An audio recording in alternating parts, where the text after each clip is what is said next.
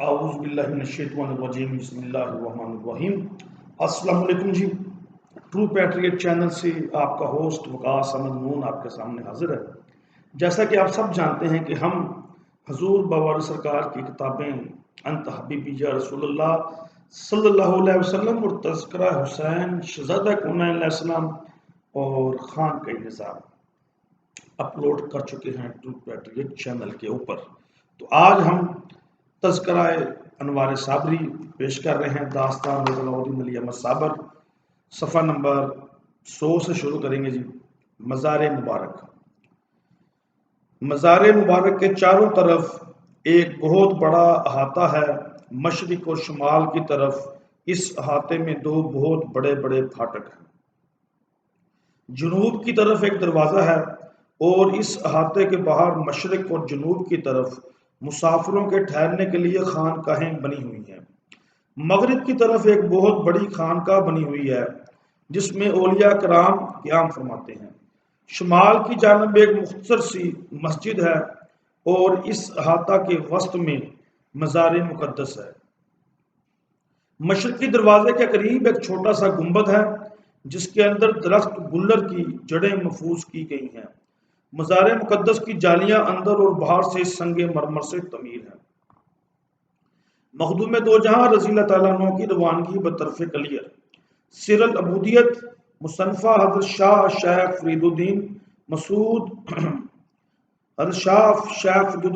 گنشکر اور مقناطیس الوحدت مصنفہ حضرت سلطان المشائخ سید نظام الدین اولیاء محبوب الہی میں مرقوم ہے کہ 15 ذوالحجۃ الحرام 655 ہجری المقدس 2 شنبہ کے روز بعد ادائیگی نماز فجر سرکار مخدوم دو جہاں رضی اللہ تعالیٰ عنہ ہمراہ علیم اللہ ابدال، جنہیں بابا صاحب نے ہدایت فرمائی تھی کہ ان کے ساتھ رہنا شاید وہاں تمہاری ضرورت پڑے، کلیر شریف روانہ ہوئے۔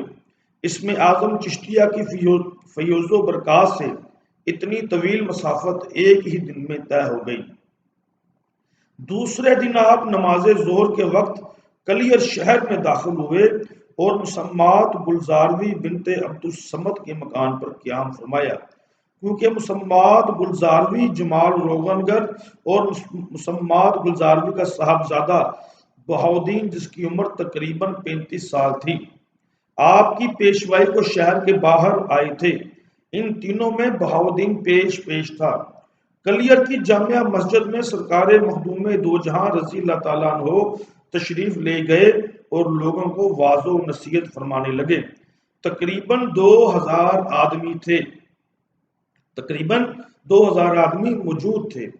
جمال روغنگر اور اس کے ساتھیوں نے بلند آواز میں لوگوں سے کہا کہ اے لوگو، یہ حضرت اقطاب زمانہ میں سے ہیں، ہم لوگوں کو ہدایت اور تبلیغ کے لیے تشریف لائے ہیں۔ ہم سب پر لازم ہے کہ ان کے دست حق پر بیعت کر لیں اور ان کے حکام بدل و جان تسلیم کریں اور ان پر عمل کریں، لیکن حاضرین میں سے کوئی بھی اپنی جہالت کی وجہ سے حضرت کی طرف متوجہ نہ ہوا۔ دوسرے دن آپ پھر مسجد میں تشریف لے گئے اور لوگوں کو ہدایت اور تعلیم فرمانے لگے اور بیعت کے لیے ارشاد فرمایا۔ اس دن مجمع پہلے کی نسبت بہت زیادہ تھا۔ سب نے بیعت سے انکار کیا اور کہنے لگے کہ ہمارا پیر قرآن ہے، اور امام قدیمی قاضی تبرک کوفی بن ہونا بن سعودی بن حاکس بن ہارون بن سریہ بن عماد بن حمد جو یزید لعین کے خاندان سے تعلق رکھتا ہے مقرر ہے۔ بغیر ان کے حکم و اجازت ہم آپ کے دست پر کس طرح بیعت کر سکتے ہیں اور کس طرح اپنے پرانے طریقے کو بدل سکتے ہیں۔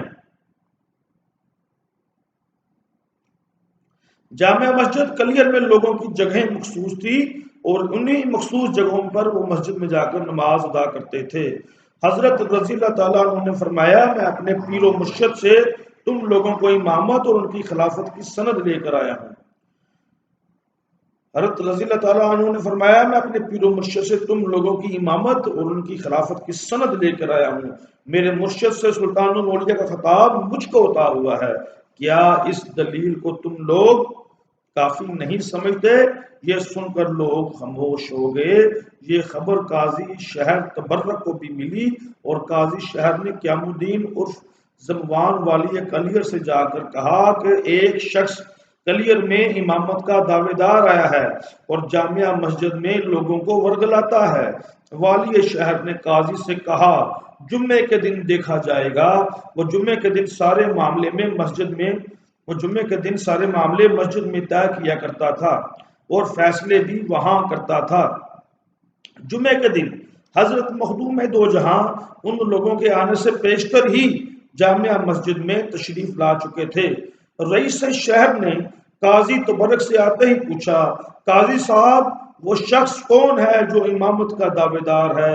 حضرت مخدوم الدین علی احمد صابر صاحب رضی اللہ تعالیٰ عنہ نے فرمایا میں ہوں۔ ہمارے نظر بلاغ صفحہ نمبر 107 تک پڑھا ہے جی۔